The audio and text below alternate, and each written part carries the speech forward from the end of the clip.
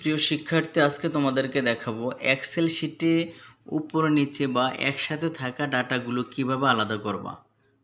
এই যে উপরে আছে ক্লাস, নিচে আছে রুল। এখন তুমি ক্লাস আলাদা করবা, রুল আলাদা করবা। একটা একটা করে যদি করো অনেক সময় লাগবে। তুমি সবগুলো সিলেক্ট করে কন্ট্রোল জি দিবা কিবোর্ড থেকে, এরকম একটা বক্স আসবে স্পেশাল। ধরো তুমি প্রথমে এই যে কনস্ট্যান্টস ক্লিক করো, নাম্বার নিবা অথবা প্রথমে টেক্সট নিবা মানে ক্লাস, নাম্বার ক্লিক এগুলো উঠিয়ে দিবা। ওকে, এই যে আমার যতগুলো ক্লাস আছে সবগুলো একসাথে সিলেক্ট হয়ে গেছে। এরপর রাইট মাউস কপি, এখানে এসে পেস্ট করো। দেখো সবগুলো ক্লাস চলে আসছে।